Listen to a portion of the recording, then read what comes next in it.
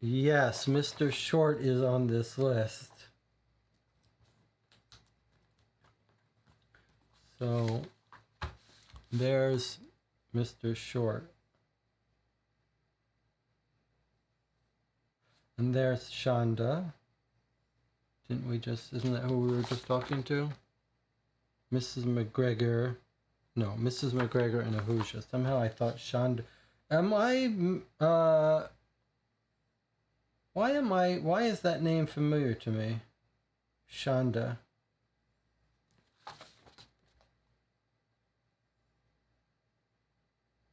Where did we hear the name Shonda?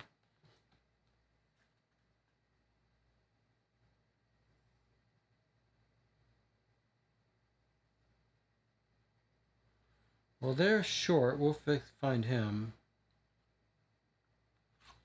Where is Shonda? Shonda was in the chess club last case. Maybe that was it. Oh, was that our Indian chess guy? That's pretty cool if it is. Okay. So Edwin Short is our person we cared about. And Anna says Edwin Short is at 39 SE. Okay, now this is gonna be helpful for our case. We're gonna find out what he was told about the necklace and how that went. 39 SE Edwin Short. Okay, this feels good to me. Did we visit that place that we just went to? 25 WC. Let's mark it for fun. Always nice to see the places we visit. Oh, look at that. It's even got a name there. The Alhambra Music Hall is even labeled there. Okay, 39 SE.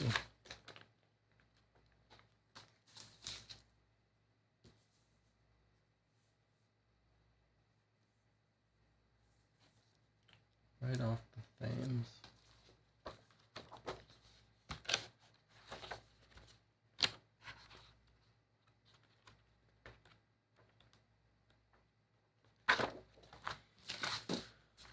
Okay.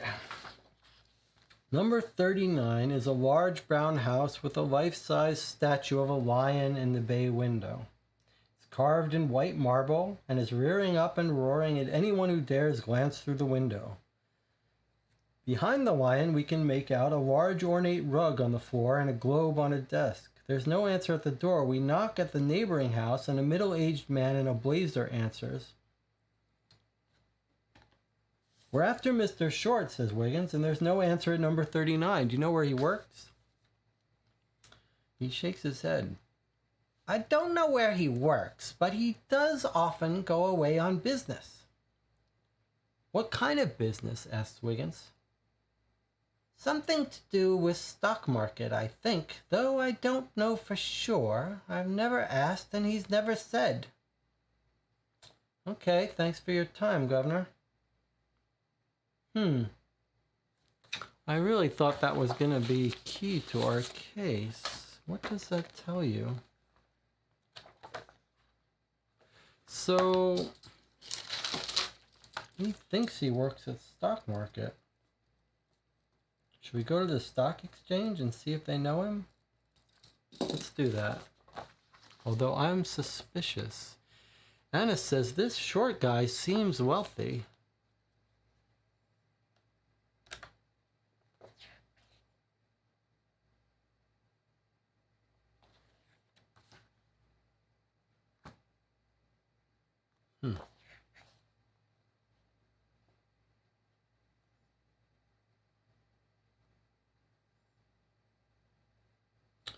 So I was going to look up the stock market to see if maybe someone knows him there.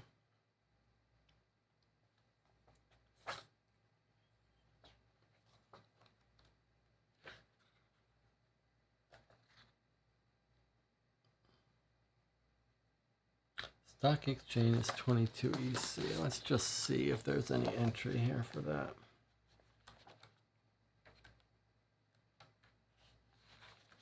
Wouldn't surprise me terribly if there wasn't. There isn't. So he's a globe-trotting guy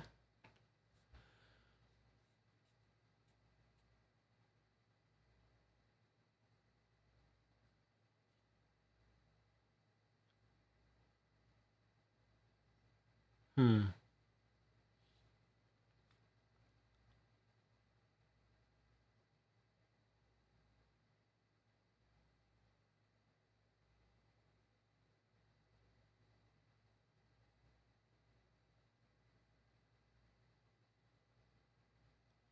The list of people, let me read that again to understand. Are these a list of people?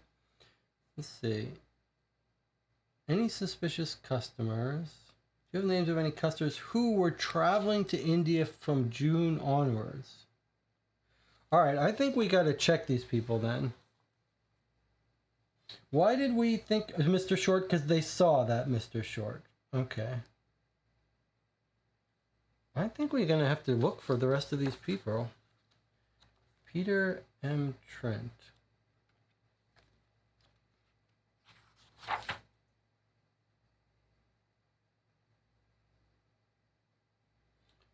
There's a Jenny Trent. 78 Southeast. This is a weird situation here where do we care about doing this? It seems like we found our person. Well, I shouldn't say that. The only reason we found this person is because she says he was sick. It's a little interesting, isn't it? Let's stop. Let's pause for a second. He's got globes in his house. He's a world traveler. The neighbor says he's often traveling, and yet these two people say he was seasick on the boat. Isn't that a little odd? That he's such a traveler and he's getting seasick? That strikes me as odd. I'm just going to look up some of these other people in case there are any entries. The first person, Trent, no. Drapers are married, so they seem unlikely to be the people who got sent to get the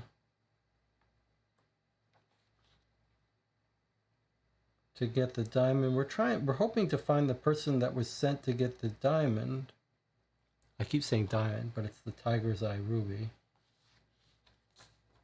Were we told who got sent to get the ruby?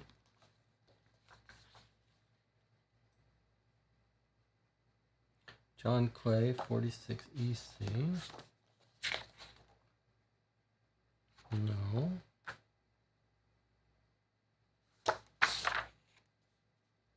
Lady Julia something. Mr. N. Shonda.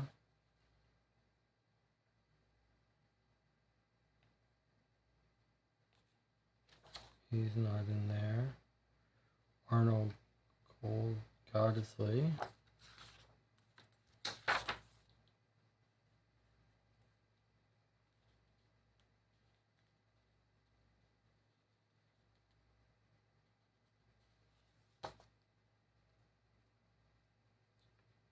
T.B. Wan.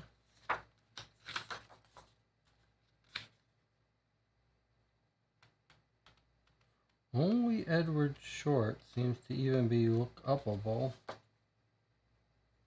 Adderley.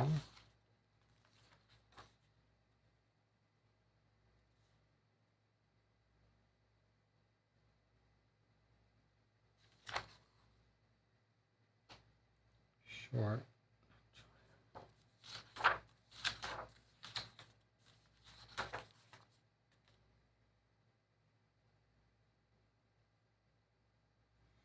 All right, so only Edwin Short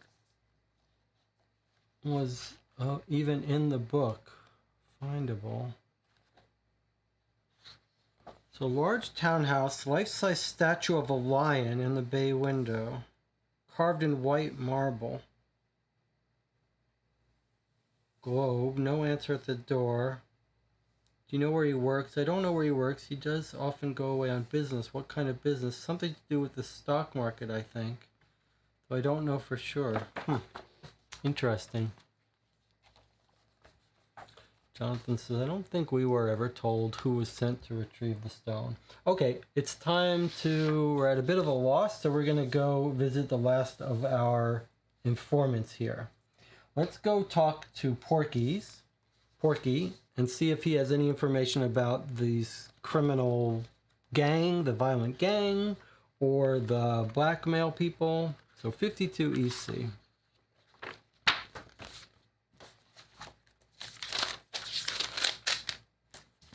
Okay, 52 EC. No, mates, says Porky when we explain the reason for our visit. Can't tell you anything new, I'm afraid. One of my regulars does know something about a recent theft, though. Was it jewelry? Asks Wiggins. Porky shakes his head. Not jewelry. He leans forward and his voice reduces to a whisper. False teeth. I could ask him to talk to you if you like. Wiggins pauses for a moment. No, Porky. We'll move on. Thanks anyhow. A recent theft of false teeth means nothing to us.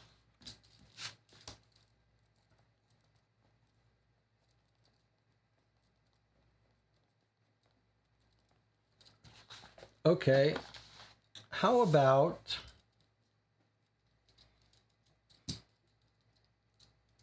we talk to the criminologist H.R. Murray. There's no body in this case or crime scene per se, but maybe he'll know a little bit about the Heisler murders, 22 Southwest.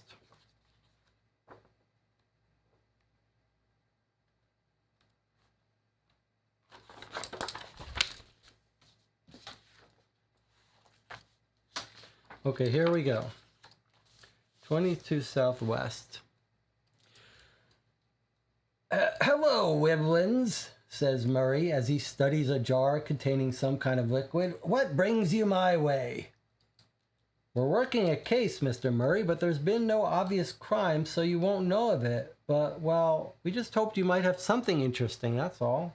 Well, the only thing of interest I have right now is this jar, which contains a preparation that I am hoping will make faded ink visible again. It will be some time before I know if it works, as it needs to ferment for at least 2 days. You're welcome to wait with me if you want. I could use the company.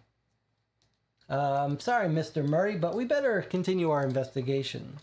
Do you have a circled H? This was what I was hoping, that he would know something about the Heisler murder. If not, you leave. If you do.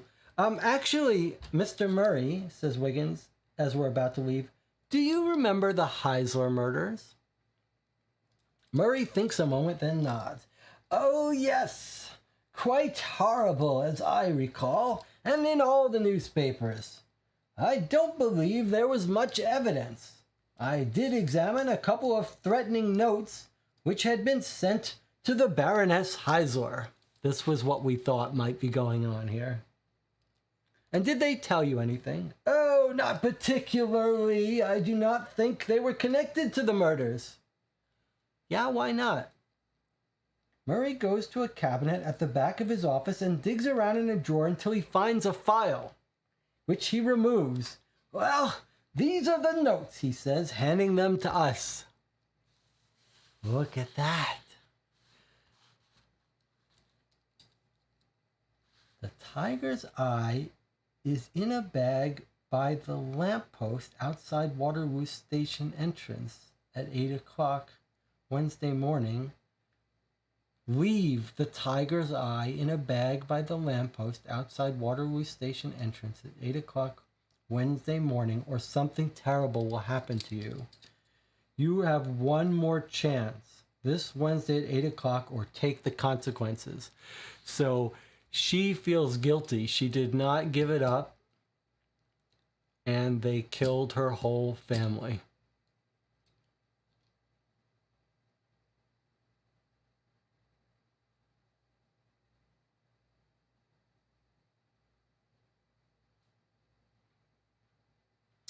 And Anna says it's Jonathan says the library book and blackmail is what's really tripping me up. Something involving tigers I seem to happen right around the time of the murders. And then this is the last page from the book. I believe this is page from the library book. That's exactly right. That's how they were communicating. Or this is where she was just getting her papers. But this is library. These are library pages from library books.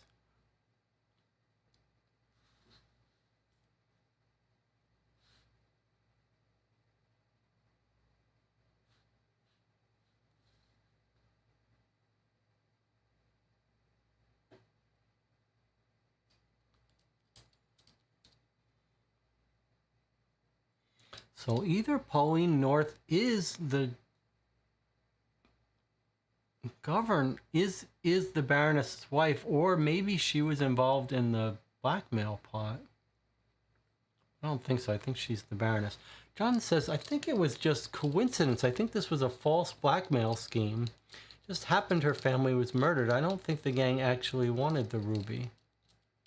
Warren Hawkins tried this blackmail, but it didn't work. That wasn't the cause of the murders. That was related to the gang. Yeah, I think that's right, but well, it continues, so let's continue reading here. As you can see, they don't specify what would happen if Baroness Heisler failed to leave her necklace. They just say something terrible. If you wanted to threaten someone and were prepared to commit horrific violent acts, why not say so? And why wait for 2 months before carrying out the threat? And what would you gain from carrying out the threat in any case? As I recall, the murderers stole nothing and did not search the house, so they didn't seem to have been motivated by jewelry or money. No, it made no sense. I felt the motive for the murder must have been something completely different entirely. We nod and have one last look at the notes before handing them back. Thank you for your help, Mr. Murray, says Wiggins. Okay. I agree with what the chat is saying, that the murderers were not part of the blackmail scheme, but don't you think what's happened is the wife thinks they are? The wife thinks she is the cause of the husband and son's death because she did not give up the necklace. Yeah, the violent gang killed Heisler because of the political stuff. But don't you think that maybe the wife, who's Pauline North, under a new identity now, maybe she thinks that the necklace is what got them killed?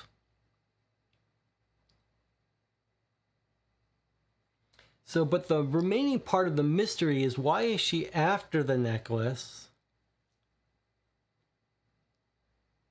And why...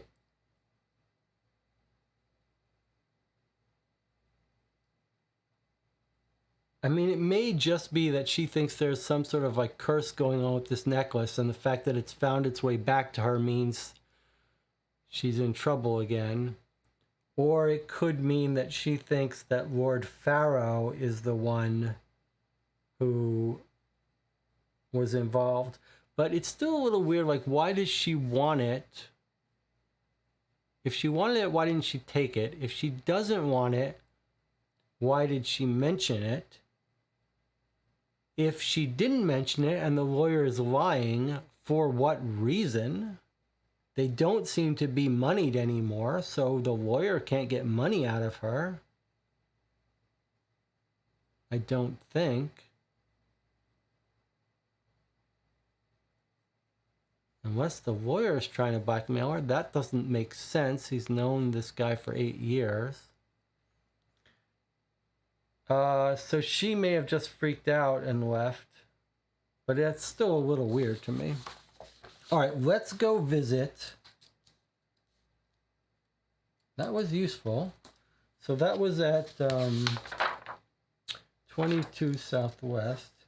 22 South, let's make a new page.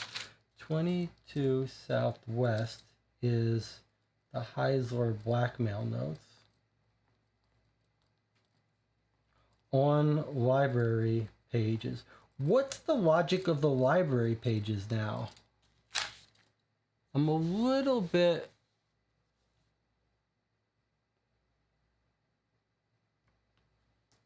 Steppy says maybe she was seeking it on its own in order to finally pay the blackmail. 2 years later, she's still being blackmailed? I don't think so. But she may have assumed that maybe she still can't play blackmail, and maybe the lawyer's trying to blackmail her. Or maybe she's completely under an assumed identity, and the fact that he gave her this... The fact that he gave her this means that he's somehow involved. And since the notes were 2 months before the murder, how could she think that they're related? I don't think that's that big a leap. You get threatening blackmail that tells you to give this up or you'll get punished, and then your whole family gets killed 2 months. So I think I would connect the two. But I'm trying to figure out what were they do. How were they using the library pages? Were they just using that as untraceable scrap paper? Is that the idea? Was there any reason why pages on library pages would be the ideal thing to write blackmail notes on, just because they're untraceable? Is that the idea?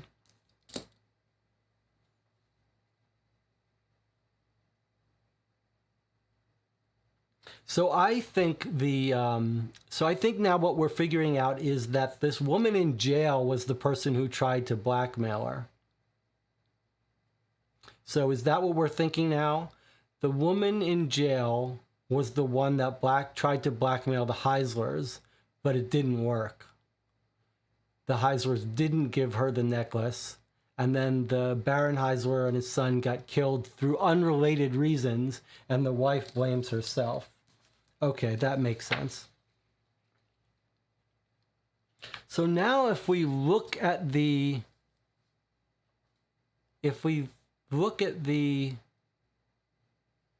message from the librarian who was trying to blackmail her,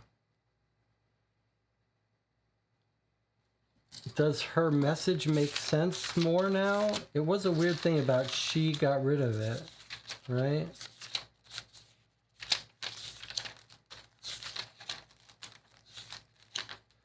Did she finally lose it? 23 Southwest. Let's read what she says again.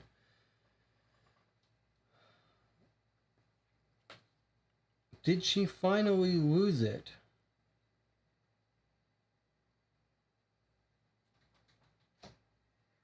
She didn't lose it to me.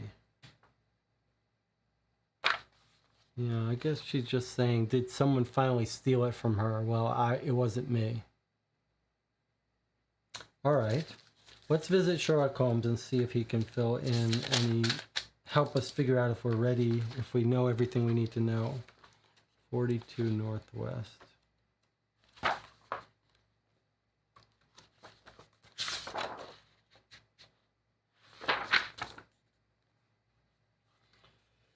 Okay, here's Holmes. Do you have a circled H? If not, you get nothing of interest. If you do, read on. What matters here is to find out where Pauline North is. And is she really Pauline North at all? Why such a reaction on seeing the necklace? You will not solve Baron Heisler's murder, but perhaps it has some relevance to the case. Mycroft will know more. Okay, so if this is a little hint telling us what we're supposed to solve, it feels like we know this answer. Where is she, and is she really Pauline North?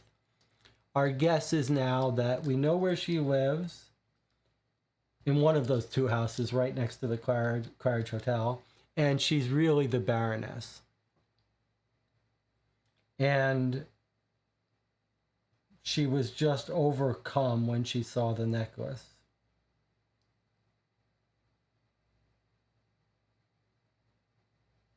So here's my theory now. Okay, here's new theory. The lawyer tells us she asked where the necklace is, right?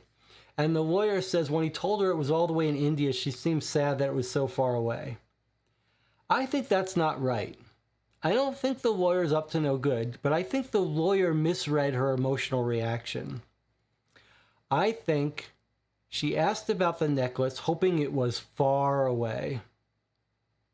She doesn't want anything to do with it. It's just brought her bad luck. It's cursed. It ended up getting her husband and son killed. She doesn't want to go anywhere near that necklace. She blames herself for her husband and son getting killed because she was too greedy to give up that necklace, and it was the first thing she sold, she got rid of after the husband died. Now, she asked the lawyer about it, hoping it was gone, far away, and all of a sudden, bang, it shows up at dinner. She's totally overwhelmed with all of the memories of her husband and son being killed, and the curse has come back to her. She can't escape it, even when she takes on a new identity, and she just scrams.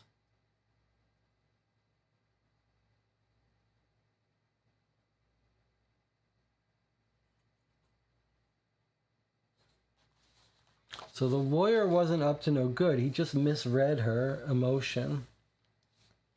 All right, well, let's clean up some loose ends here. We've still got Lestrade to visit. And then maybe Jasper Meeks. 13 Southwest, Lestrade.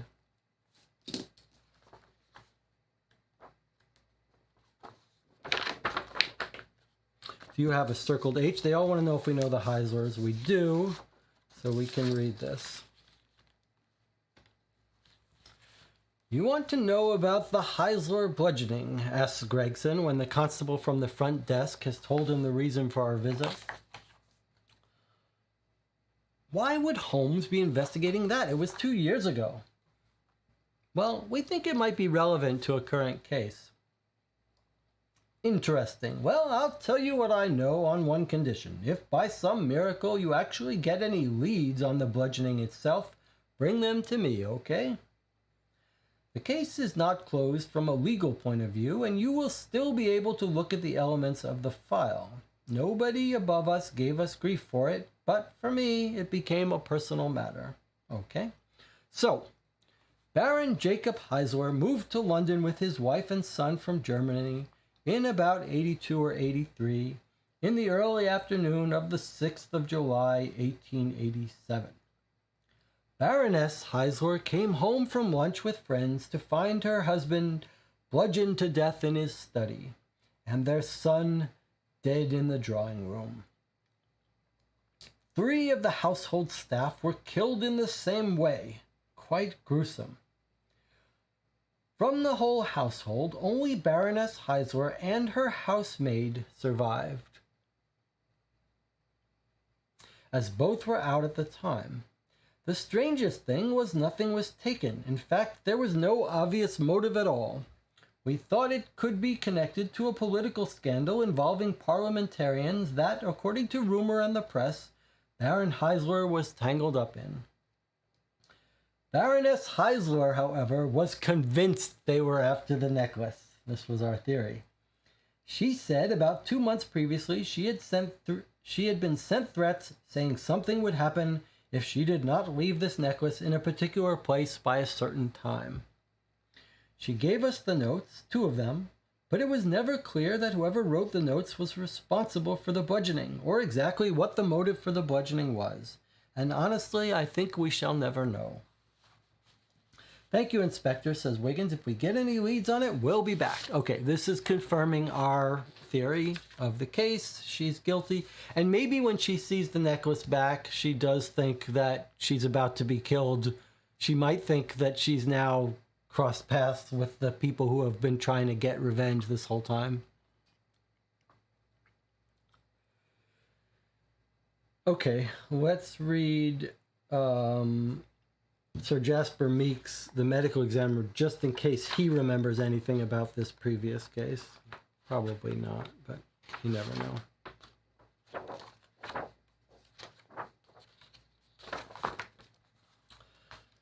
Sorry, Wiggins, no interesting corpses have come my way for a week, says Jasper when we enter the morgue. We have a circled H. We were wondering if you could tell us about an old case, Mr. Meeks, says Wiggins. The Heisler murders. Oh, of course, replies Jasper. That's a hard case to forget, I'm afraid. The corpses were in a terrible state. Baron Heisler, his son, and a number of their staff beaten to death. The murderers, I'm fairly sure there was more than one, used clubs and fists. Baroness Heisler was out at the time, so she survived, though Lord knows what effect the whole gruesome affair had on her. I think it was Inspector Gregson who investigated the case, but he never found the culprit. Okay? Alright, so that's all of our informants. And it seems like we might be just about done here.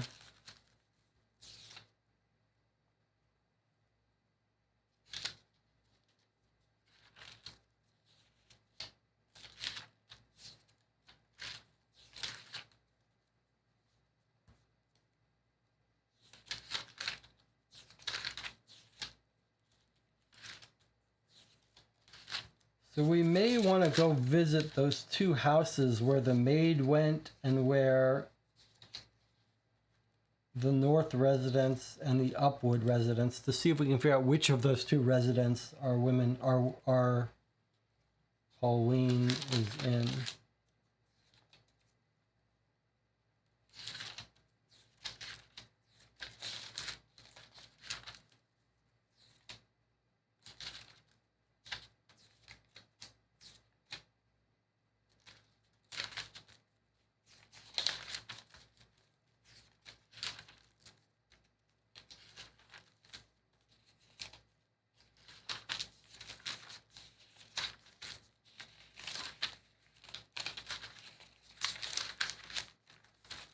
All right.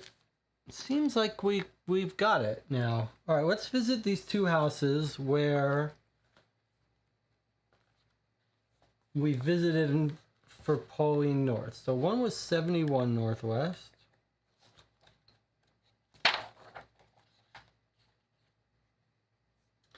Number 71 is a small house with peeling paint and grimy windows. The tiny front garden is well tended and one border is filled with freshly planted tulips. Our numerous knocks on the door elicit no answer. Okay, so that was the location where the maid goes and visits someone that looks just like her.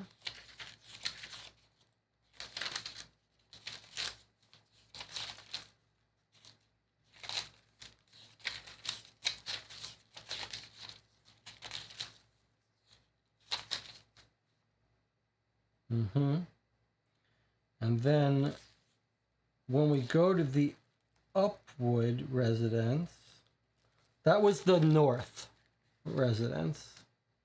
When we go to the Upwood residence, we read that a woman in her mid-30s with short brown hair answers the door, dressed in the clothes of a housemaid. She asks what our business is. We wonder if we could speak with Baroness Heisler. The woman's face assumes a stony demeanor. Yeah, because she's been told never let any strangers in the house or say anything about it. It could be those blackmailers come to kill me after 2 years. We say, what about? She says, what about? We're working on a case. She says she'll take no callers. Well, could we talk with Colonel Upwood or his wife? Colonel Upwood is very busy. Good day to you, gentlemen. As she closes the door, Simpson notices a curtain flicker in an upstairs bay window. We retreat to the opposite side of the street to look at it. I'm suspicious of the maid. Stay and watch the house. If she leaves, follow her. Short while later, we're following lead when Tinker comes running. I'm not sure your suspicions were correct. She left an hour later. I reckon she just finished work and decided to call on her old ma. She went to 71 Oxford Street, where she was greeted by an older woman who was quite the spit of her, and they both left together, apparently to market. Do you think we could go to a market nearby? Let's look for markets nearby there. But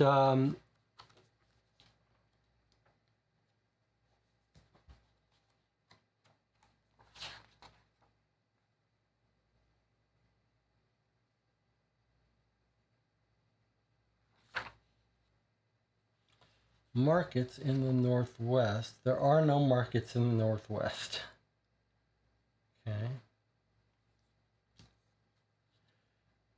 Just for the hell of it, if they go next door to WC, they would be going to Covent Garden Market, 28 WC. Let me just quickly look and make sure that's not a place for us to go.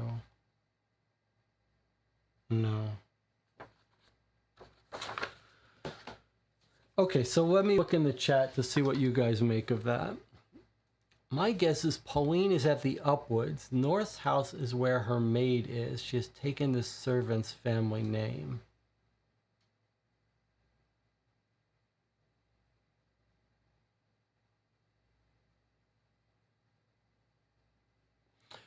Yes, I think that makes sense. So in other words, at 71 is where the maid lives with her mother and father. We knock on the door to the Upwoods, and the maid says, no one, they can't take callers, whatever. And this is where the Baroness, Miss Upwood, the widow, lives, and she's just taken on the name of North as her hidden identity. Yep. Okay, I think we're in agreement then. All right, so what we'll do is we'll take an 8-minute break. We'll come back and then we'll read the questions. And if you have any other leads you want to follow before we do that, if you want to take some time to look at the newspaper, now would be the chance. I think we're ready to solve it though. We'll come back. We'll read the solution.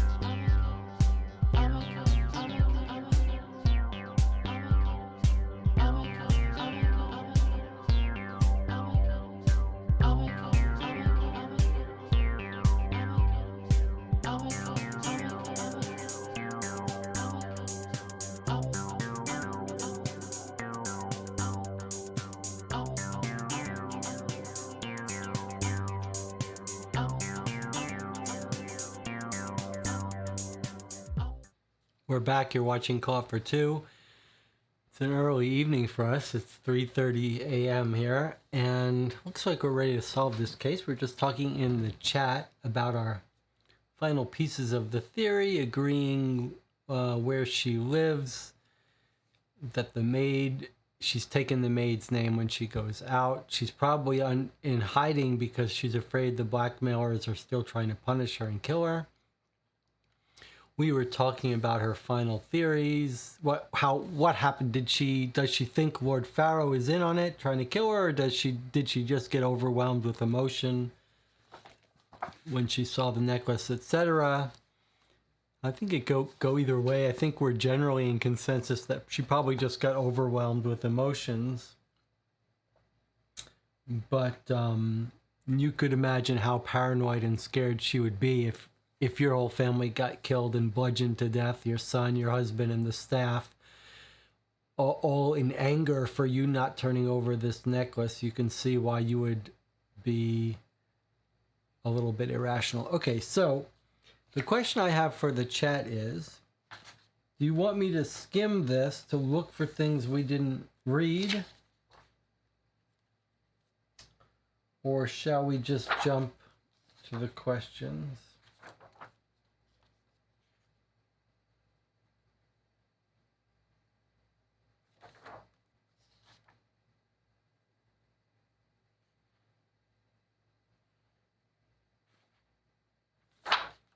I'm just looking here. I've jumped to the end without you answering me. I'm just looking on my own if there's stuff we missed. So far, I don't see anything.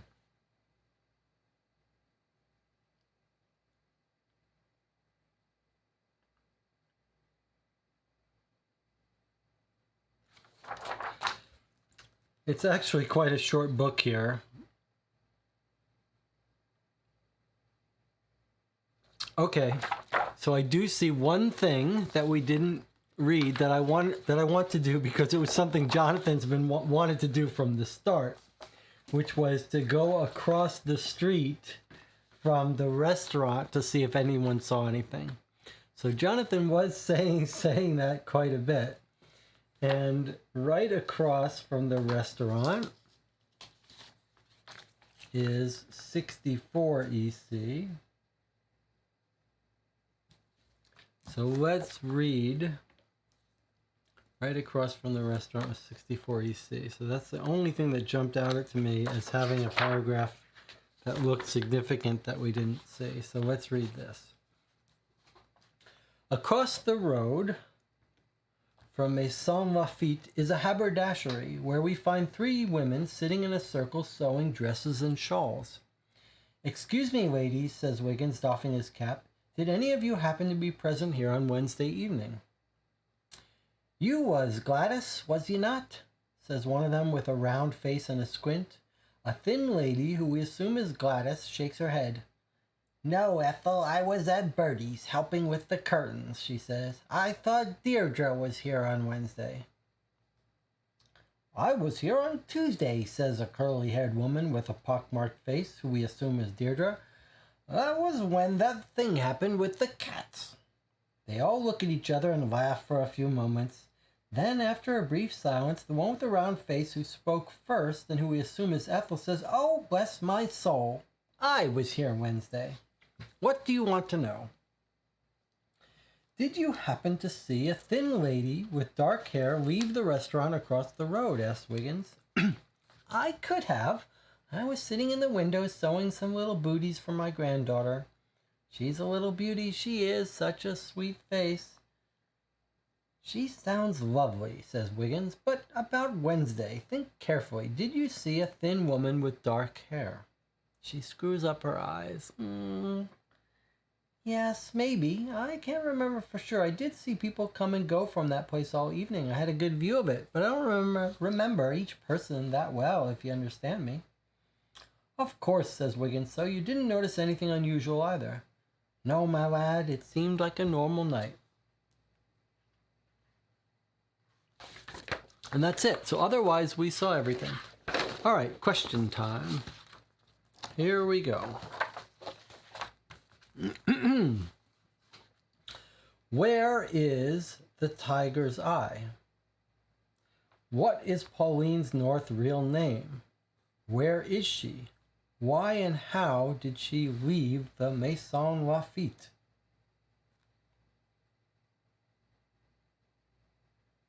Second series of questions. Where did Pauline acquire her pseudonym? 6. Why was Baron Heisler murdered? 7. What can you deduce about the threatening notes sent to Baroness Heisler? Give as many details as possible. Why did Holmes ask Lord Farrow if the food at Maison Lafitte was good? We wondered that at the time. Well, these are some interesting questions. So let's recap what's happening here. I mean, the obvious answer to the first question is Lord Farrow still has it. Unless there's something we missed about the lawyer switching it up and keeping it, but he seems to be an expert and he doesn't seem. So let's prepare for our answers. So we think Lord Farrow still has it, right? That's a weird question to ask. Right? We think Lord Farrow has it. What is Pauline North's real name? Well, we know she's the Baroness Upwood. Right? Normally we don't write these down. Upwood. I don't remember if I ever told her first name.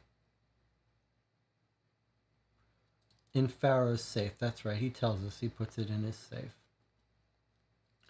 Okay. Where is Pauline North? Okay. We know she's at the Upwood home, which we believe is the one at 78 Northwest, I believe. I believe that's what it was, right? 78. No, that was It's not 78 Northwest. It's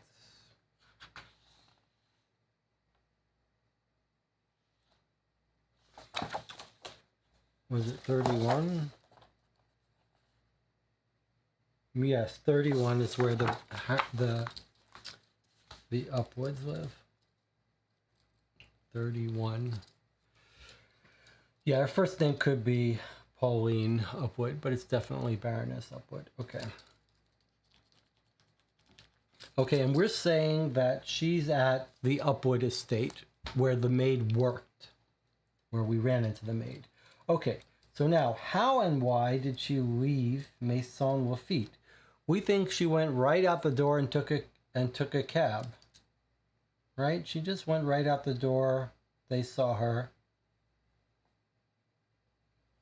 And why is because she was shocked, scared of the ruby, right? Our answer for 4 is just overwhelmed, scared, yeah. And she just went out the door. No, nothing surprising about that. Okay, second series of questions. Where did she acquire her pseudonym? These are even more interesting, right? This is just the maid's name. Maid's surname. Why was he murdered? This was because of the political bribery. Violent gang. Maybe they discovered he was an informant. What can you deduce about the threatening notes? These were sent by the librarian on library book paper. I'm still not 100% sure what the logic of using that paper is. Maybe you're afraid your paper will be traced or something. And now, the hardest question of all, why did Holmes ask Lord Farrow if the food was good?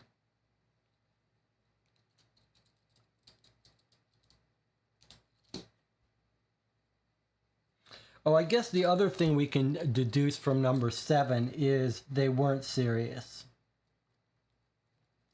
Weren't serious about harming her, right? Because Lestrade or one of them was saying how, like, if you're gonna threaten someone and you're willing to kill them for not doing it, then you'd be very specific about it with specific deadlines and all that stuff.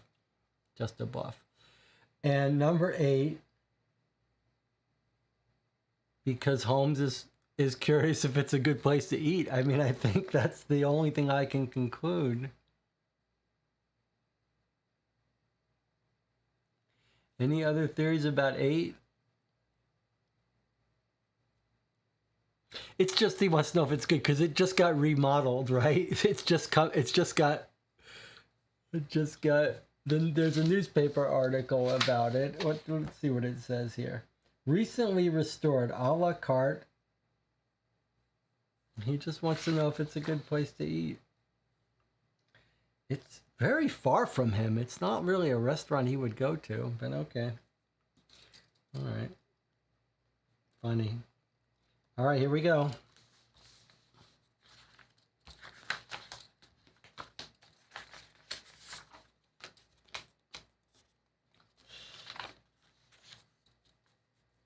Okay, where is the tiger's eye? In Lord Farrow's safe. So we got plus 10 points for that.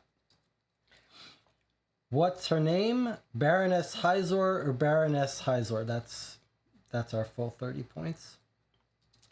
At her uncle's at 31 Northwest, near the Claridge Hotel, we got another 30 points for that. 31 Northwest, that's our answer. She walked out because the tiger's eye brought back horrible memories of her husband's murder and was a symbol of her deep sense of guilt. So we were right. She didn't blame Lord Farrow or think he was involved in it. She just totally freaked out in shock. Okay, how did she get the name? It's the maid's surname, so plus 10 points for that. Why did they murder him? As revenge and warning to others, the violent gang he was involved with discovered he was working undercover. Okay, we got that right. Another 10 points. 7. What could you deduce from the notes, the blackmail notes? They were not connected to the murder, 10 points. They were written by Laura Hawkins, 10 points. Laura got the idea from reading a historical story about the necklace in a book in the library, 10 points. Laura tore out pages of library books to write the notes on, 10 points. So that's all, I think we got those all right. 10, 10, 10, 10. That's really 40 points if you cared about this stuff. Okay, why did he ask about if it was eating? Because Japes had recommended the restaurant. If the food had not been of a high standard, it would suggest Japes may have an ulterior motive for recommending the restaurant and could be implicated in Pauline's disappearance.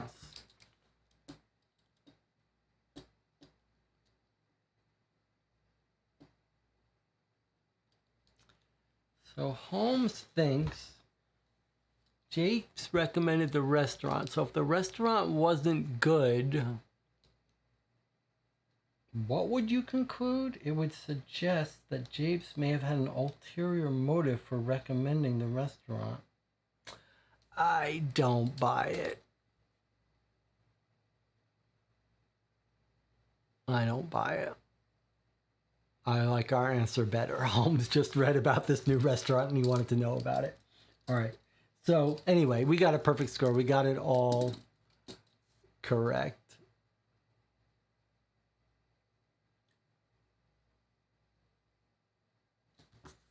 All correct except for that last one, which seems illogical to me.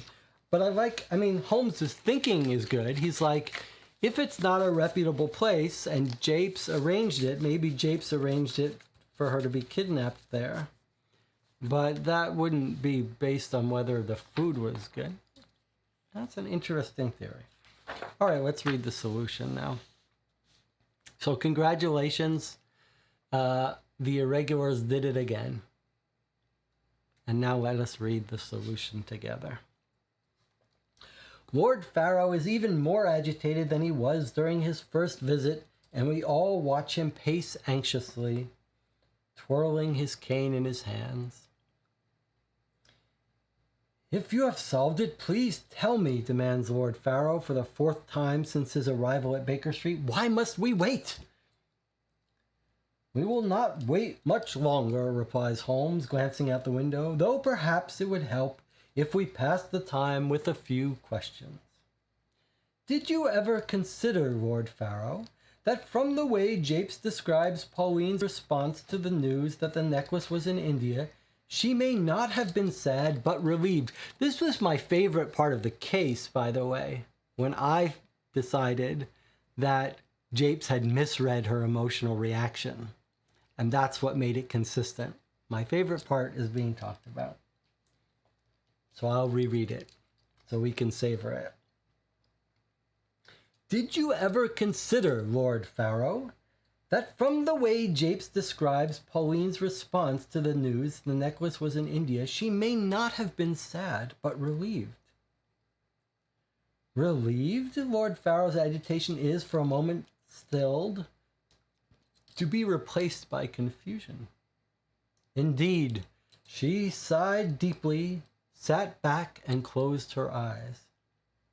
Well, no, why would she be relieved? It seemed to me from the start, Lord Pharaoh, that for every event you leapt to an explanation that matched your expectations and fears, instead of one that fitted the facts. You said you suspected foul play at the restaurant, rather than considering the idea that for some reason Pauline simply walked out. Yet to me this explanation seemed eminently possible, and if true, the catalyst was the tiger's eye. I must say I briefly entertained the involvement of your son, Eustace, who would perhaps have wanted to end the relationship. But the fact that Pauline had asked Japes to locate the tiger's eye, and then disappeared when it was in front of her, made me believe the necklace was central to this case.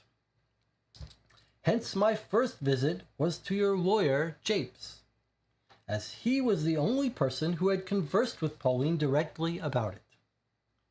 After speaking with him, I theorized that Pauline North wanted to be as far away from the tiger's eye as possible. That simple idea would explain her query about where the necklace now was, her response to the news it was in India, and her reaction to seeing it on the table before her. Lord Pharaoh's agitation returns. But this is nonsense! Why would she want to be far away from a necklace? The idea is absurd. But it was a theory that, if a reason for it could be found, could explain much of the mystery. So, after speaking to Japes, I went straight to Christie's auction house to learn more about the necklace itself. And from there, a brief conversation with Inspector Gregson gave me the very reason I sought, and essentially concluded the case. Apart from a trip to the German embassy, which would tell me where Pauline had gone. Lord Pharaoh's eyes are wide in disbelief. The German embassy? I am gravely disappointed, Mr. Holmes. As I see, I have engaged the services of a lunatic. He begins to turn to the door as Holmes, gazing out the window, interrupts him. Ah, and here she is, he says. Pharaoh rushes to the window, his brow furrowed, and a second later his arms are raised and a cry of joy is released from his lips. He turns back towards the door, but Holmes puts his hand on his shoulder. Wait, your lordship, he says calmly. She is on her way up, and soon all will become clear. Lord Pharaoh is barely able to contain his excitement, and for a moment he seems to consider ignoring Holmes and making for the door, but clearly thinks better of it.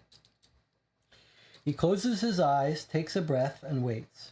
He is still standing like this when the door opens and a middle-aged woman with long, dark hair and a scatter of freckles across her cheeks walks into the room.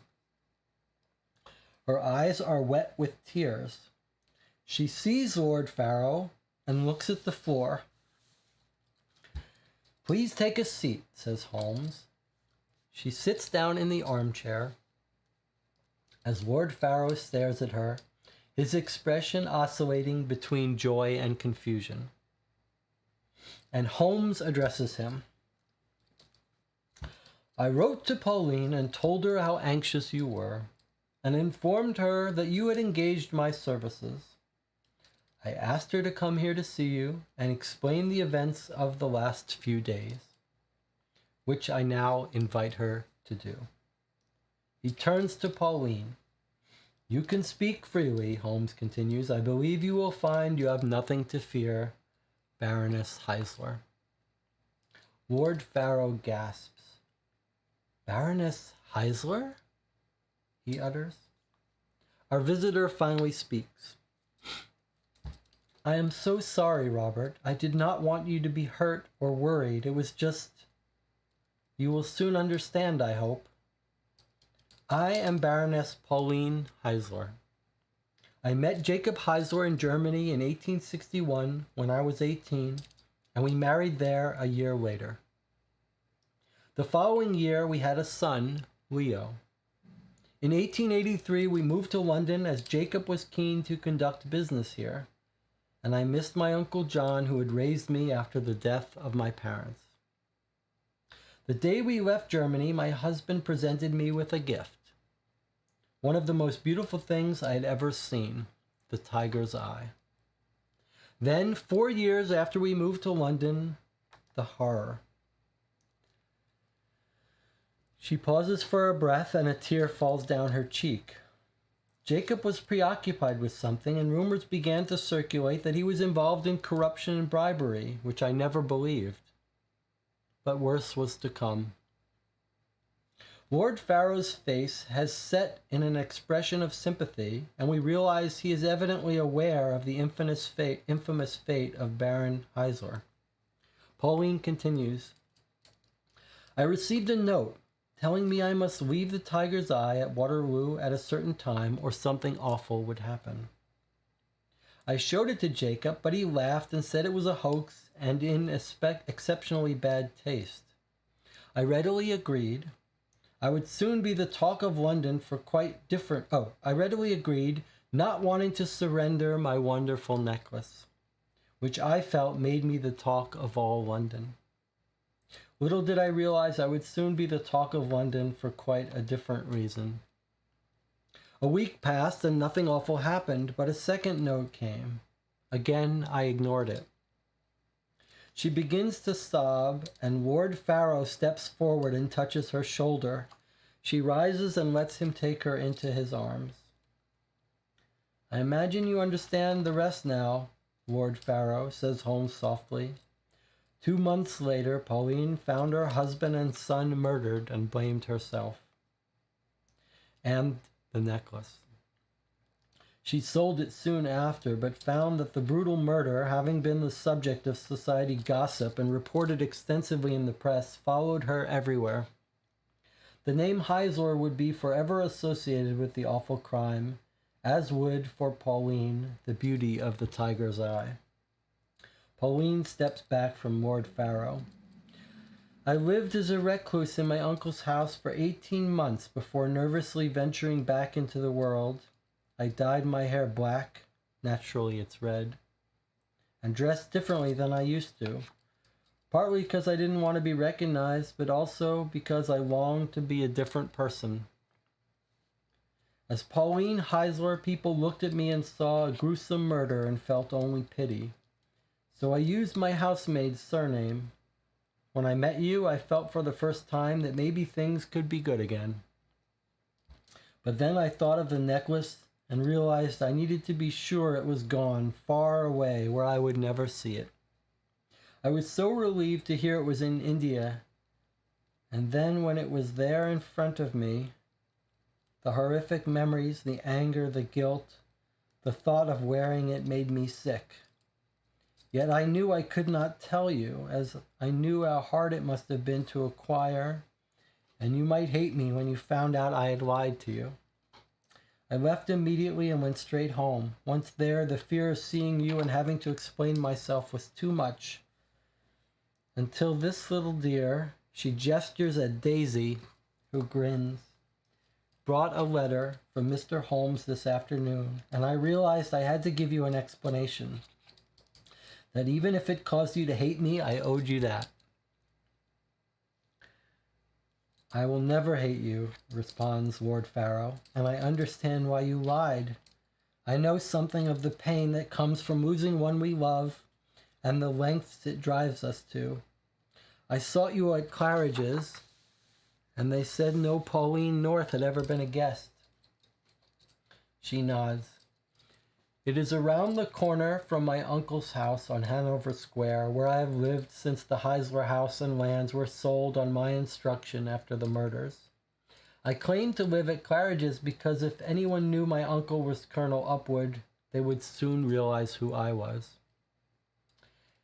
After a short silence, Holmes comments, Indeed, it was the location of your uncle's house, Baroness Heisler, so close to Claridge's, that convinced me of your true identity and suggested that that was where you had been all along. Pauline looks at Lord Farrow and asks, So, Robert, you're not angry? He shakes his head, smiles broadly, and then addresses us. Thank you, Mr. Holmes. To you and your companions, I am sorry I doubted you. He moves around the room, shaking our hands, his eyes wet with tears. And then he and Pauline walk to the door. As they are about to leave, Holmes speaks once more. Baroness Heisler. She turns and looks at the detective. I cannot give details, but you should know you have been gravely mistaken these past 2 years. I am confident that the murders of your husband and son had nothing to do with the tiger's eye, and you could have done nothing to prevent them from happening. Pauline gasps and stares at Holmes incredulously, wondering if the famous detective might be speaking the truth, and if she could really be free of a burden carried for so long. Holmes meets her gaze with a smile, and after a pause, she smiles back. A moment later, our visitors walk together into the cool evening air.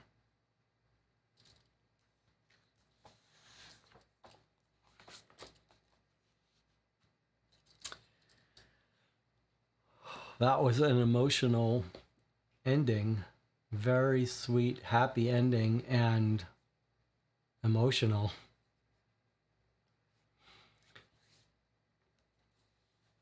And it says, I told you she was a strawberry blonde. Yes, she was a blonde. She was a redhead. She did dye her hair. Steppy was here with us the whole time. And Anna says, that was a good story and very satisfying that we could help them and tell her the truth about the notes. It was a very satisfying ending. One of the most satisfying of all the cases we've played here in this box.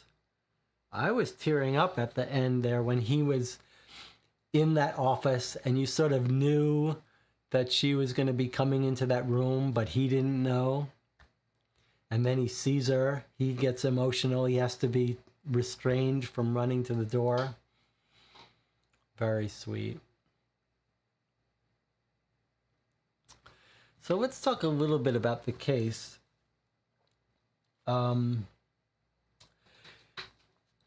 Neal really has a knack for these cases, and this is another one of these that's sort of small in scope. Just a few people dealing with a very small emotional life. In our case, no one died. I mean, there was a murder of her husband. That's not even involved in our case. In our case, it's basically a woman disappeared but comes back. And that small scope really gives some emotional room to paint this picture of this case in a way that feels really believable and manageable. And it was again a case that had us spending some real time talking about what we thought was a plausible explanation for all of the evidence, a consistent story. And it again had this situation where we were missing some direct evidence. But what's the best way to describe why this mystery works so well? Because we're sitting there with some very simple facts that aren't consistent. And that really brought about an interesting debate among us. She's asking about the necklace, but then she doesn't take it. She seems to want the necklace, but then when it's presented to her, she gets upset and leaves without it. That's real contradiction there. And that tension throughout most of the case, it's this tension that we couldn't resolve about why she wanted it but didn't take it, is there. And it's there because of a misunderstanding of why she asks about it. And then we got this case of the husband being murdered that seems unrelated, but then they eventually come to meet, where we put together the pieces of the puzzle that this coincidence of the husband getting killed is related to this blackmail about the jewelry. And then we suddenly piece together, everything clicks into place. Once we figure it out, everything clicks into place. And for me, the most satisfying part is we suspect the lawyer. Why is he lying about it? Did he make it up? Like, that is floating around in the back of our minds. But then eventually the most parsimonious explanation is that he mistook her reaction to the tiger's eye being in India. For me, that was the most satisfying part, that when we make sense of that, click it in, it's like a witness statement being wrong in a certain way. Once that clicked into place, all of our other pieces clicked in. Very satisfying. Any final thoughts from Jonathan and Anna? Daisy came in. Daisy was the one who delivered the letter. Pretty nice. And there were some cool moments where we figured out that wasn't her real name, but whose name was it? It started to make sense with the maid taking on the maid's name. It all made sense. Made sense why she was under a false identity. Anna says, that's what I like about this book the most. Lots of variety in the cases, not just murders and thefts. Also, the writing is very good. Lots of little details, colorful people to speak to. Yeah, in all of these cases, there are moments of humor. The characters are memorable. We're always speaking to someone fun and interesting. And this one had some real emotional heft to it. It's sort of it had the simple case where the crime wasn't so important, and then so the emotional weight was what balanced it out. Jonathan says, I think you're a bit hotter on this case than I am. It felt a little thin to me. Lots of clues that just pointed back to the Baron. I did like the ending. It's true. There were we circled the H, the Heisler, and then half the clues were elaborating on the Heisler. So it did feel like there was just the one piece that you had to figure out about the Heislers that made it all make sense. But I don't know. I liked it. We had some good discussions early on about whether the lawyer was lying, what his role was in there, and then exactly how did the Heisler murder come in. There was a fun moment where we said, how old is Baroness Heisler? Can we figure it out? And we could figure it out by figuring out his age. And that was when we decided, oh, that makes sense that Pauline North is Baroness Heisler. But that was a fun moment where it didn't give us her age directly. It gave us his birth date, which we could track to his age, Heisler's age. And then we know she was slightly younger, so that gave us her age. And then we knew Pauline's age because we knew his age, and then a couple years younger. So it's that sort of work. You have to do a little bit of work to figure out that you should be calculating ages. And for me, that was very satisfying. But a little bit thin. I mean, I can understand that complaint. This is a fairly thin book, and I could absolutely see the complaint that this was a little on the thinner side. John says, the clue chain with the librarian felt a little clunky. Yes, I do. I can see that. That struck me as a little odd, too, that she's pulling out pages from a book to write the notes. I can see what you're saying. However, I have to say, when we found the notes that the Baroness received, the blackmail notes, and here they are here, that these were actually from the library. It wasn't until then that it finally clicked from me that it was the librarian actually blackmailing our woman, rather than, I guess when we read what the librarian woman said in jail, it wasn't clear to me whether there was someone else who was blackmailing the Baroness or something. Like she said, did she finally get them? It wouldn't completely all click into place. Maybe that's just me being a little slow.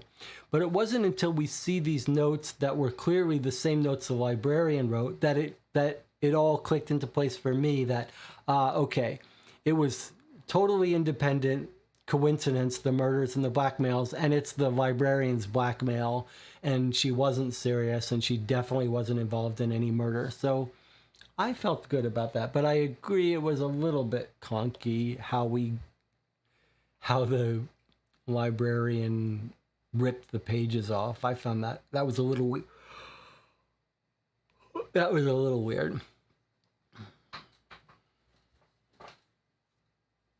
Now, not much in the newspaper for today's case that we needed to go back on. We didn't need to really go back much in the papers.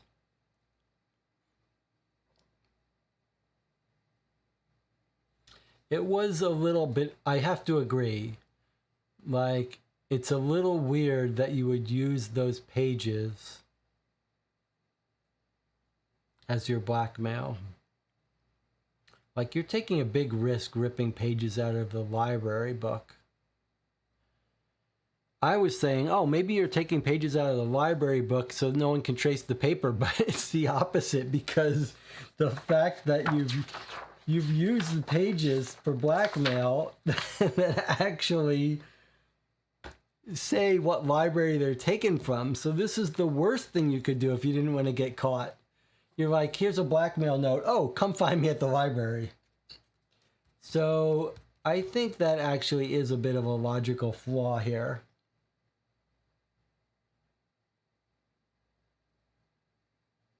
Like, using these pages are doubly terrible idea for a blackmailer. Number one, the library staff may figure out you're ripping pages out of books and fire you. And number two, the blackmail recipient can bring these to the cops, who can say they came from the library. In fact, we might want to go back there and explain to the police who did the blackmailing. It's correct, right? The police didn't figure out who did the blackmail. It's not, I mean, she is in jail. Maybe they did trace her through this. Maybe they did arrest her for it, but if they did, they never told the wife. Okay, so that's a little weird, but I can forgive it. Did anyone else get teary-eyed hearing that ending solution? Maybe because I was reading it, I got teary-eyed.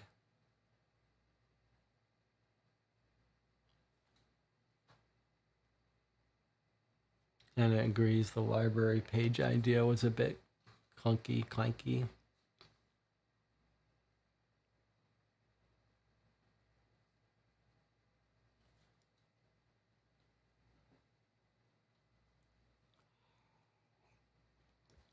So 3 more cases, although if Anna's right, there's a hidden case. I think if there's a hidden case, it's not in the box. You can see the box is empty. So I don't think there's going to be a hidden case in any real sense.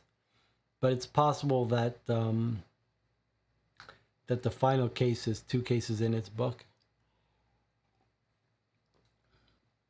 Or that there's some questions about some case in the newspaper.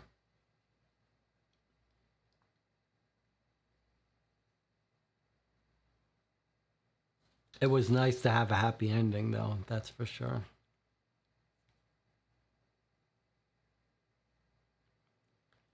Steppy, any final thoughts from you?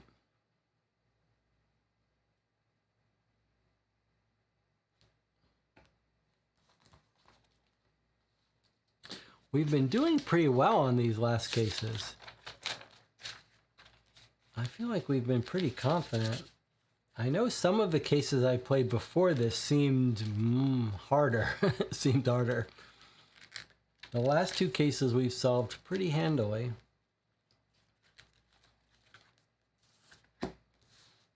And we did travel all over London.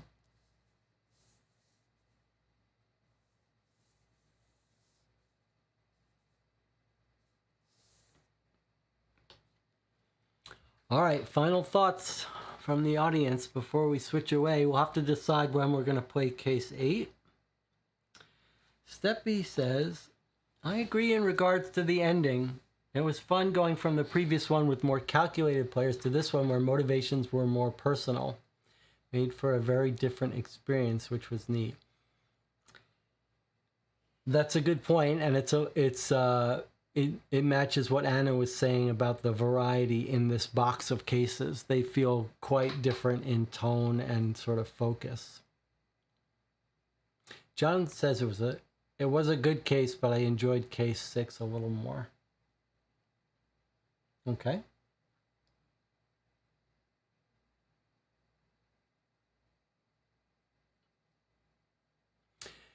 Where would you rank it It's interesting. It's a good question. Anna, where would you rank it?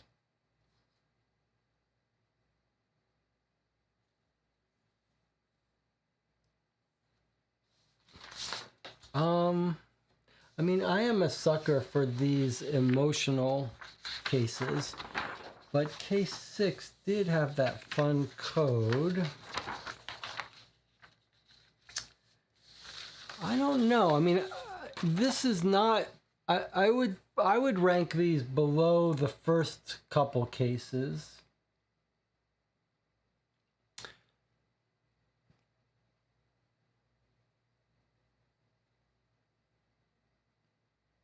I would say for me, Anna says, you didn't do the +1 hidden case in this box. It's not, to say there's a hidden case in the box can't quite make sense because there's no hidden case with a case book in this box that you would notice. So either he's joking or teasing, or there's some other way that you could think of there being another case, but I think it sounds like maybe it's not true.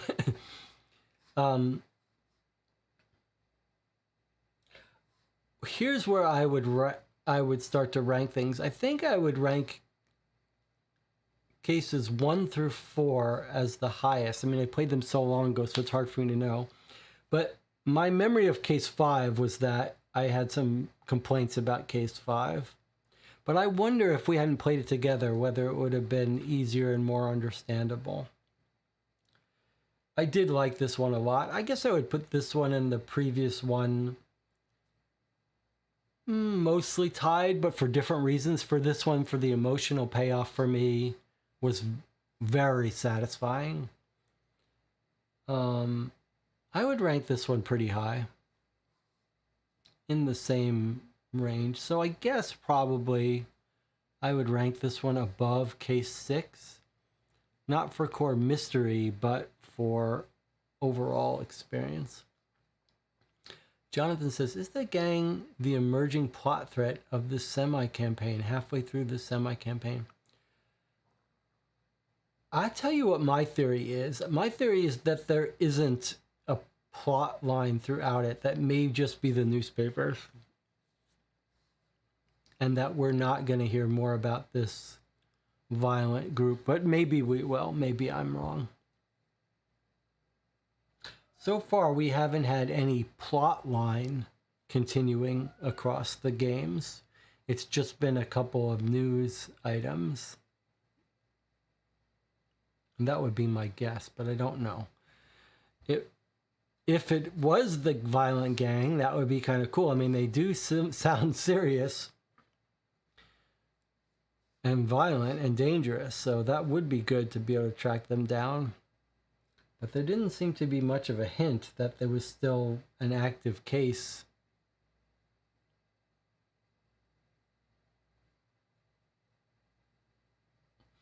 If you had to guess, you'd probably guess that Moriarty's going to be involved in the finale of this. Steppy says Daisy was a continuation, but that's more on the character side than the mystery side. Yeah, that's kind of the feeling I'm getting, that it's sort of Daisy's continuing and newspapers continuing. John says, could it be the same gang from Case 5? Well, you have a point there. Case 5 did have political bribery involved, so this could be the same gang. It's true, that could be a common thread. You're right. Politics could be the common thread. All right. Let's wrap it up here. Anna says she prefers this emotional stuff over the chess puzzles and word counting. It's interesting. Anna, Jonathan, and I fall sort of on the spectrum. I feel like Anna's on the farthest end of the spectrum of liking the emotional stuff more. I'm sort of in the middle. I like them both. And Jonathan is more on the hardcore mystery, puzzle, deduction part.